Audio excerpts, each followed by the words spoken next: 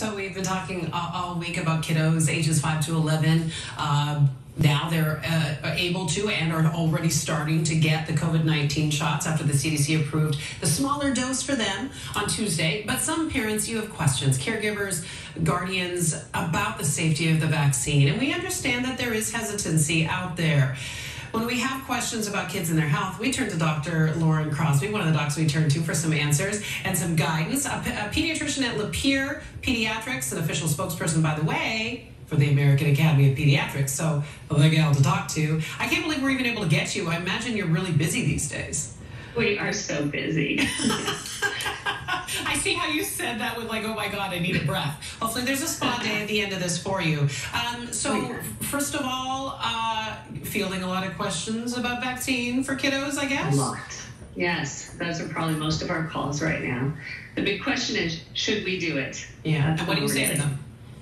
We say, yes, we should. And then we go through some of the reasons why, which I will explain. So, we remind people that kids do make up a significant part of our population. So vaccinating them is part of our strategy toward herd immunity, right? We want to get rid of these masks. Yeah. We want to get rid of all of this distancing and isolation. Kids can get COVID and some can get very, very sick and they can spread it.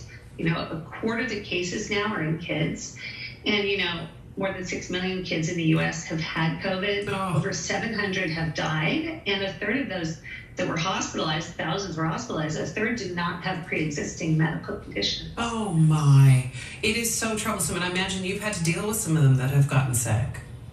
Yeah, we have. We do have one patient who had MIS-C, which is that multi-system inflammatory syndrome in children. And it's very scary. So you want to avoid those things. This is a risk-benefit thing, and the risk is super low and the benefit is super high. People die from COVID. They don't die from the vaccine. Right. That's the part that I imagine you really need to stress. Do they hear you?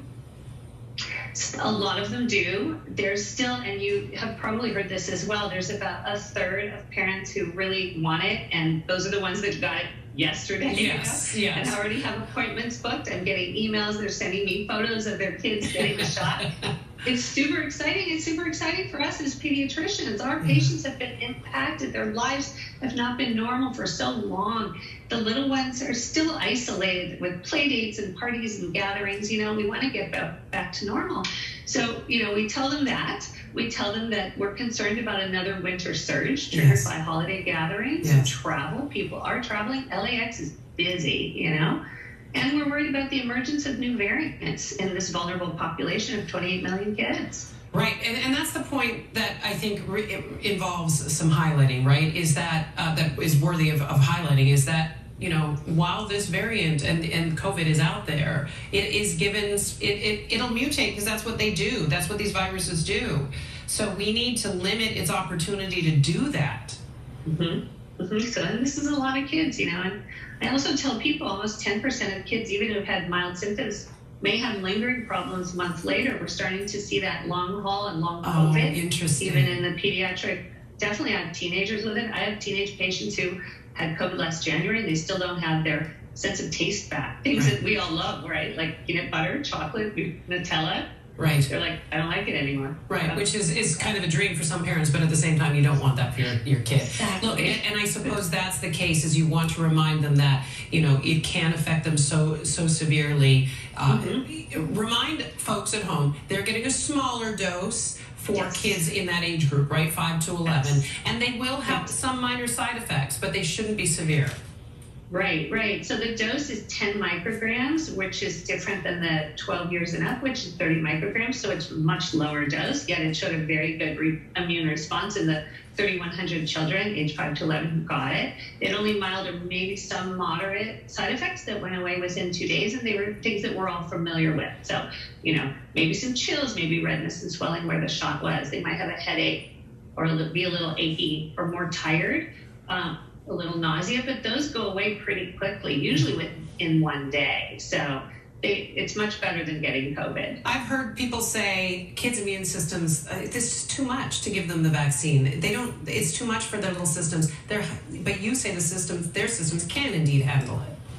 Absolutely, they can. It really is a lower dose. And we know that the immune response to this low dose is good. We know that in the kids who had this, vaccine in the samples, in the testing, they did it great. They really, and it was 91% effective against symptomatic disease. So that's also important. Is there ever a scenario where you have a patient that has such difficult circumstances, medically speaking, that you might actually urge against them getting vaccinated? I think that would be very rare. Yeah. There's almost none, and because we also know that those who have had, cancers, chemotherapy, immunosuppressed need the vaccine because they're in that high risk category. So most people with medical conditions are in a high risk for COVID category. Right. So they're the ones who actually need it. So maybe someone who had a recent myocarditis from, let's say, a virus, because you can just get it from a virus, maybe we would want to clear them with a cardiologist. And so there may be things we would look into, but that's really case by case. Okay. You're not offering the vaccine yet in your office, but you hope to later this month? Hope so, within a month or so. Yeah, but our patients are getting it. I'm taking up your time. You need to get back there and answer some of these questions, because literally you've been saying that the phone is sort of ringing off the hook. And understandably, you understand that you have a great deal of compassion for these parents who are just trying to do the right thing by their child. Absolutely. All right. Dr. Lauren Crosby, always a delight to have you with us on our air. You always answer so many questions for us from Lapeer Pediatrics. We just adore spending time with you. Thank you, Michaela. Good to see you. Take care.